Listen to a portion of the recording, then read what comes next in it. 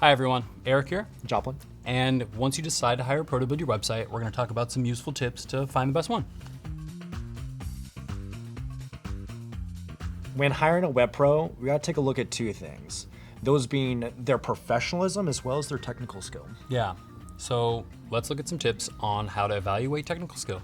The first being, does the web pro market themselves as somebody that is an expert at everything? Yeah. It's very hard to stay on top of every single aspect of the internet. It really could be a red flag. Yeah, absolutely. Most web pros specialize in one or two things, so it's best if you can just find one that specializes in what you need.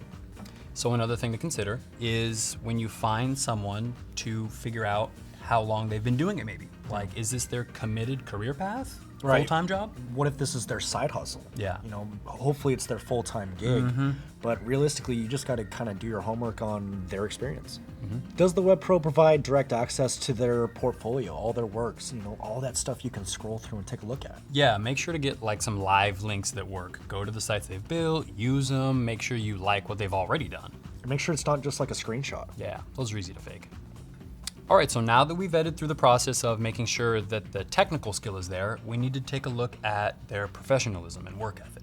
The first thing that you should be on the lookout for is expecting to see high quality work on their site.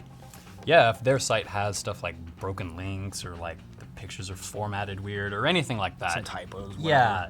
If you don't get a good feeling, just run for the hills. Another helpful thing to look for would be if they have established businesses and websites that are similar to yours. Right. If they have only informational sites, I'm probably not going to hire them for my online store. Exactly. It doesn't always have to be the exact same thing, but if it's similar, Pretty similar, yeah. that would be helpful. Initial impression is going to be a big indicator of those future interactions as well.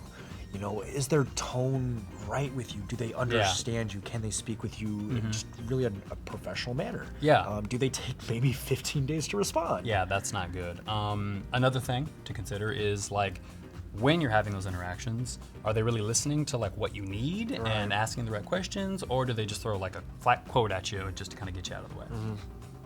So when it comes time to actually start communicating with this person when you think you found the right one, an easy way to tell if this is going to keep going is, first of all, make sure it's a real person. We're not going to do all of this over email. Right. Usually you can get a face-to-face. If you can't get a face-to-face, you're definitely going to get a phone call. And really, do you vibe well with this person? Do you like their tone? Do you like their humor? But really, can they explain stuff to you too? Like, where you don't fully understand everything about coding a website. Nor really do you care. Yeah, there's a lot of technical stuff that goes into it. So if they're kind of trying to lose you on all the jargon, they might not be the right one.